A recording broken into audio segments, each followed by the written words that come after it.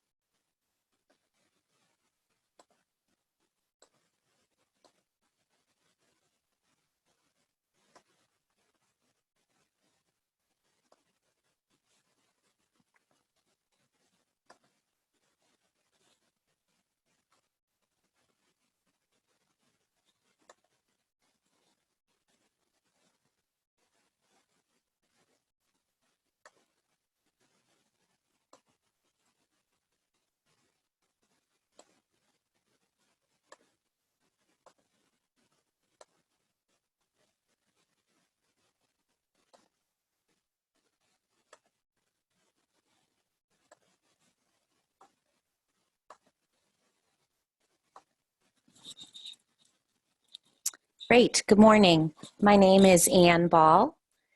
I'm the program director at Maine Development Foundation, overseeing the Maine Downtown Center. Thank you for coming to this morning's webinar, quick learning opportunity for 45 minutes, fundraising events, easy tips, and new ideas. All of you are on mute, but there is a chat feature if you hover over the bottom of your screen, so feel free to use that chat feature this morning while we're doing the presentation. So this morning's sponsors, we can't do any of our work without this group, so I want to thank them and recognize them. And we have another webinar coming up in a couple weeks. It'll be called Pocket Parks, and it will provide some ways to get pocket parks done from conception to implementation, and we'll include a number of examples from Maine downtowns. And that's on February 11th, and the link is on the MDF website as well as on our Facebook page, Maine Downtown Center. So today's presentation, as we said, is about fundraising events. And in the Main Street 4-point approach, that typically is a topic that falls under the organization area or committee. A couple reminders for today. As I mentioned, there is a chat feature. If you hover over the bottom of your screen, you will see that chat feature, and you can click on it, and you should be able to type in any questions to me. You are all on mute because this is a webinar program, so I cannot hear you, but I'm happy to read your questions throughout the webinar. The webinar will be 40 to 45 minutes. I'm gonna set my timer right now. And we will send you a quick survey after the webinar, just a few short questions. There will also be a recording. So sometimes people watching today say, oh, I really want some other volunteers in my downtown program to hear this, and we will provide you the link so that they can see that as well. And then we also will have the slides. We'll send you a link to the slides because you may think that just using the slides would be helpful. So we'll do whatever we can to help share that information so that you can use it with other people. So income sources in your downtown organizations typically come from these different categories or buckets, if you will. I don't see business donations in here, but fundraising events, we'll talk a little bit about that. But today's topic of all these income sources is fundraising events. That's specifically what we're talking about today. So who does the work of developing your fundraising strategy? It's usually developed and led by your board. But who implements it is the boards, the committees, or a task force. We have some downtown organizations that just do quick event task force to deal with doing an event, and staff, if you have them, all share in implementation, but really everybody plays a role in implementing your fundraising strategy within the organization. So I thought it would be helpful to share 7 best practices in this work, and then we will go through some fun examples that are happening in Maine. So the first one is, it's great if you could look ahead and coordinate an entire year's calendar. And it should be everything from who is contacted, the amount you're asking for, keeping in mind that if you're asking a business for any sort of support, that they have charitable donations, which sometimes are like an annual appeal. But for today's purposes, we're talking about events, and that's usually a business's marketing budget in a bigger corporation. Some of the smaller businesses, they may not have those buckets. But this is really looking out at the year. How many events are you going to have? What is reasonable? And it really depends on your capacity and what your human labor is, and your finances to pull off some of these events. I encourage you to make your events break even or make a little bit of money. It's important, as you will see as we go through, some of these events are meant to actually raise a significant portion of funding for the organization, and some of the events are more raising awareness or good stories, or building partnerships, as you will see. So you have to kind of decide what is your goal with your event. But even if it is just a friend raising or a building awareness of your organization, you really should try to have the event break even. Committees should ID businesses to solicit, and that's really referring to the fact that if you have a design committee and they are really working on downtown crosswalks and banners and planters and really beautification projects for the downtown, they should help you ID who are the best people to go after for sponsorship. They should really help you plan that out. And they should also really say, this is the way this business wants to be recognized. You need to keep that in mind. Build an administration fee into sponsorships. That's just making you think that it's not just the cost of the event. If it costs $1,000 to put on an event and you're asking for sponsors for $250 each, you have to remember that the event has the hard costs, but then what about staff? Or what about design? Like if you're doing a newsletter sponsorship, you have other costs. So think about, well, I'm going to ask them for $250, and that will cover this, this, and this. So just keep that in mind. Review each event. Take your planning committee after the event and review what went well, what didn't, what could be improved. Do post-event surveys. Those can be helpful. I think a lot of organizations really try to improve their events every year. And then have the event paid for by the sponsors. That's another way to slice the finances with events, is have your costs covered before the event even starts through sponsorship. So that if you're raising money, whether it's through tickets or it's through an auction, that you actually raise that money because all your other expenses, hard costs, and labor have already been covered by your sponsors. Because it's a great way to go out the door. Like, we're having this event on this night. We have already covered our $2,000 in expenses with sponsorships, and now we are going to, everything else is gravy. And then offer perks for sponsors. I think this is all sorts of fun ideas, from t-shirts for volunteers that have the sponsor's name on it. There are all sorts of creative things you can do, but think about tickets to the opening reception or the backstage meeting of the artists that are for sponsors. Like, what ways can you give them value for their sponsorship, something tangible. Some of them just do it because they really want to support your organization or your mission, but it's always nice to be able to give them perks that they can share with their employees, or you know, tickets to the brew tent, extra tickets, things like that. So keep that in mind. So what does success mean? I'd love for you guys to use that chat feature for the moment and type in, what does success mean in your community? Is it the amount of money raised versus the staff and volunteer time? Again, generating good stories and PR, raising awareness of who you are. Go ahead and type some answers into the chat feature if you're able to, and tell me some other things of what success looks like in your community. It can mean different things for different events, and it can mean different things for different communities. But these are a couple that came to my mind when I was thinking about this. So again, down at the bottom of your screen, you should see a chat feature where you can type in some messages. There we go. Hi, Michael. Michael Hall from Augusta says, profitability and good public relations. Absolutely, those are great things to come out of an event. Anybody else have things to add? Kathy Gerard from Gorham. Top 2, raising awareness and to the downtown. Let me see if I can, oh, you guys are great. And bringing people to the downtown.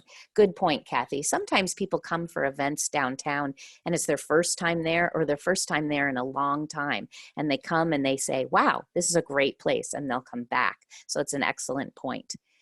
And Holly from Saco says, community reaction to the day of result. And if it's well attended, happy people, a buzz before and after the event.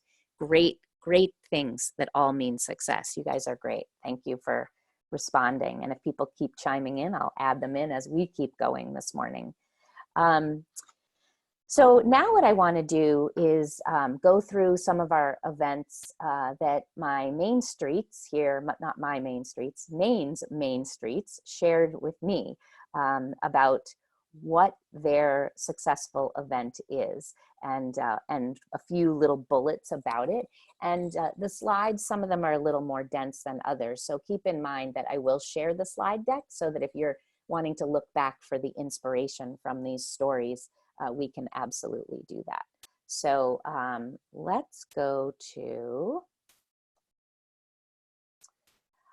Love Your Downtown Raffle. This is an event held in Biddeford, and it is a raffle event. And what Delilah Pupor said, the director, is that the best thing about it is the board for her does this fundraising event, and it ends up netting $6,500 for them.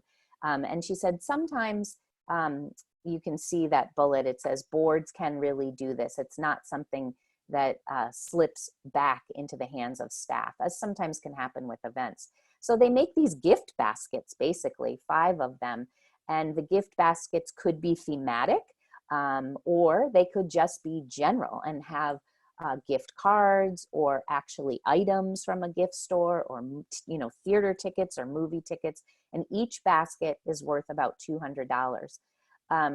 And then they sell raffle tickets for $25 each, and you can win, and they do a big reveal event, which she said also generates a lot of ticket extra buzz, if you will, like Holly said.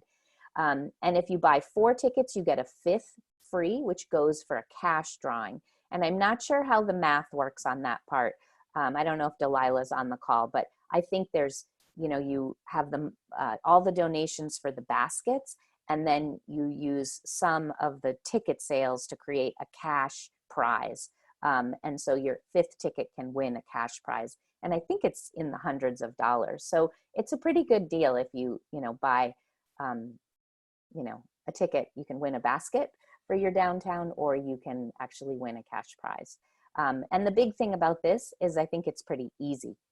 This is a pretty easy fundraiser, and $6,500 is amazing. Let's see, the next one I want to talk about is an event in Saco. So Holly, or if it's Rob on the webinar, feel free to chime in. Let me get this slide going. There we go. The Frozen Princess Party at Saco Main Street. It was a 2-hour event with the Frozen, the movie, princesses, and Olaf the snowman. They had a free location to hold this event. It was planned in 14 days, which is crazy. And it was pretty simple, but it generated $1,500 for the organization. They also sold hot chocolate and ice cream sold from the Saco Scoop at the location. So the people came and, you know, that's how they raised their money. So pretty great event. And Holly says, we timed it to be the weekend, before the movie release. Interesting. So of course there was a lot of buzz about the movie Frozen, and here was a chance for your kids to see the characters and then go to the movie. So thanks for letting us know that, Holly. All right. And this is another event. Oh, and Rob Big says, Holly planned this all by herself and it was not a sponsored event. So that's pretty neat. That means that $1,500 really was pretty exceptional for a 14-day planning period. And good job, Holly. Another Saco Main Street event is the Cabin Viva Reliva, and they used vacant mill space, and they activated that space with cornhole, Connect Four, and Jenga, and they had the Best Dress Mana contest, which I think is hilarious. $25 for a ticket, so that's a great accessible price point, and that included 3 food servings and 2 beer servings. 5 breweries and 5 restaurants. I think they donated most of their products. There might have been a couple that didn't. The takeaways for Saco Main Street were this attracted a new demographic for them, and it attracted people from further distances than they were used to seeing, and it net $5,000. Great thing for me also, really, I mentioned it already, is that it used vacant mill space. It used space that wasn't being utilized in the downtown. And a lot of people have spaces in their downtowns that haven't been used. And it's a great way to engage a property owner in saying, would you consider this for this one-time event that we're doing? So that is not a bad event right there. Okay. Swine and Stein in Gardner. This is an event, it's 11 years old. I think, you know, it's right on their historic Main Street, as you can see by the picture. They actually closed their Main Street and they have food tables and music.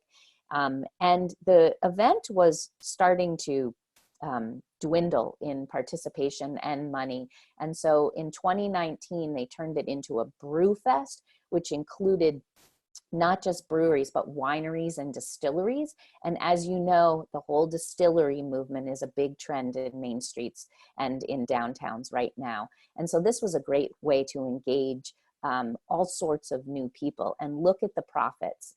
It netted over $23,000 for Gardner Main Street.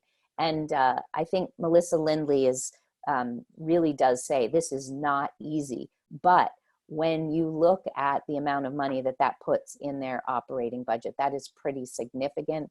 And you know, they took a festival that was dwindling, and they could have just said, we're not going to do this anymore, which I'll mention later, but they decided to reinvent it, and it was very successful. So this is exciting for Gardner Main Street.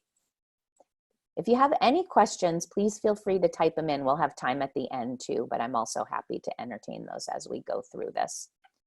The Lobster Trap Raffle in Rockland. So they build, as you can see from that giant picture there, they build a tree, actual holiday tree out of lobster traps. And you can see they sell raffle tickets.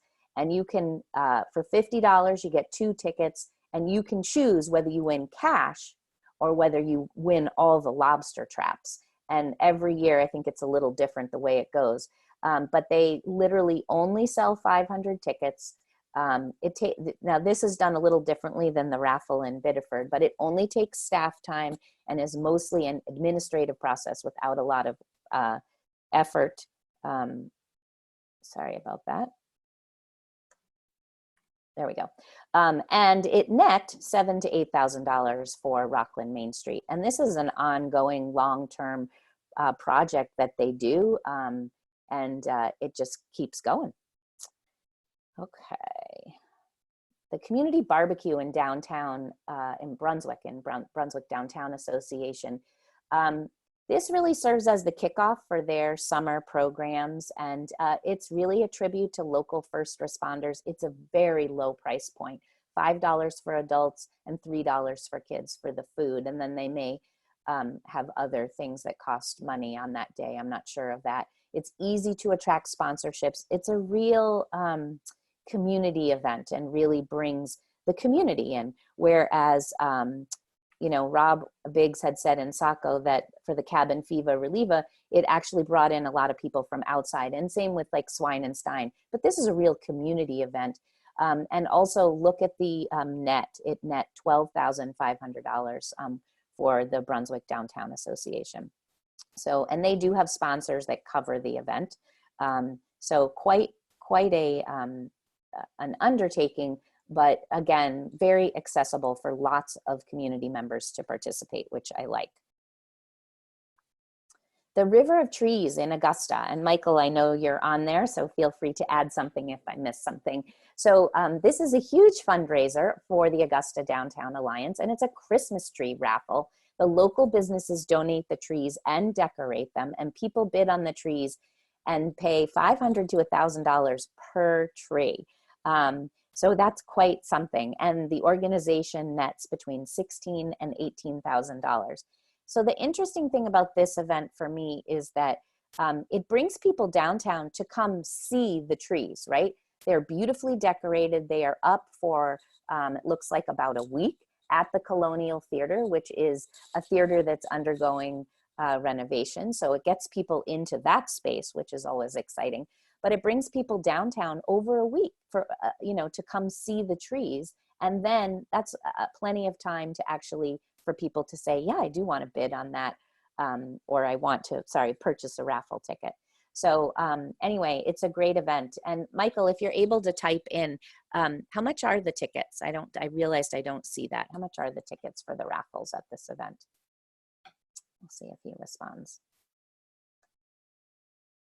Okay, tickets are 50 cents? Really? That's what Michael says, 50 cents, not $50, 50 cents? Wow. $2 admission, that's cool. So you go in for $2, you could have a big family night out to see all these trees, and tickets are only 50 cents. Wow, that's quite something. And they obviously, sponsorship helps with raising that $16,000. Thanks for sharing those details, Michael. So Bath, the tribute to Elton John concert really turned out to be a fairly easy fundraiser and a big fundraiser for them. They just started it this year. It's an outside family-friendly event. It's nostalgic. Tickets are $30. And apparently this notable Elton John impersonator or tribute artist lives right in Bath. So they didn't know that. They found this out and asked him to perform. And I guess it was just an amazing event and a really good vibe, as Holly referred to, for the whole community to come downtown. I think they had a beer garden and food trucks as well to kind of make it not just the music, but people could grab food too. And it was on their waterfront. And any event on the water is always a good thing for our downtowns, whether you're on a river or on a harbor. So this was a great event for Bath. And this is an athletic event in Westbrook. And I love how this event is going. It's still a young event. It is a road race. There's a 10K, a 5K, and a K9 5K. That run on a trail system at their golf course. And as you can see, registration has grown from 60 to 170. And the big benefit for them is that people learn about these trails, which is a hidden Westbrook gem, and they're building the connection between the downtown organization and the community and other city owned lands. They're very good about documenting surveys to improve every year. And I know from talking to Abigail that they also hire an event race company out of Massachusetts to run the race, and they still net over $7,000. And I think this event is, like I said, just really, really cool on the community level and on the downtown level. And they've said maybe someday they'll have a really long race that will end downtown or something like that. But they're really doing a big community effort in this event. Let's say Skowhegan Craft Brew Fest. This is Main Street Skowhegan's best fundraising event, and they really value that it has elevated community pride. They really feel like it also put Skowhegan on the map as a craft beer destination. And a great statistic is that 20% of advanced ticket sales were to out-of-state residents in 2019. And this goal of $30,000 is predicted for 2020. So this is a big event. Not all of our Main Street or affiliates or all volunteer affiliates could take something like this on. But it is a great event for Skowhegan. They have one committee that works on this, and it doesn't take all year round. So the committee works on it for, 6 or 8 months to plan it. And it really, typically it takes an event 3 years to get off the ground. So you do have to commit kind of for an event for the long term there. But really in the second year, this event started making a profit. So it is the right event in the right place in Maine, and has turned out to be very successful for them. And I think that is my last event I'm going to share with you. So now I want to share a few takeaways.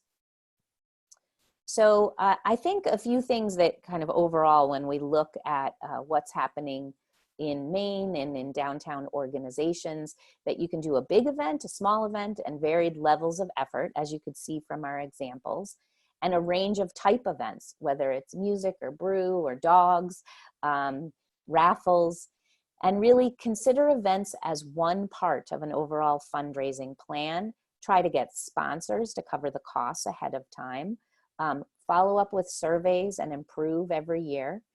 And then I want to jump to that. It's okay to stop doing event if it's not working anymore or it's not worth doing anymore.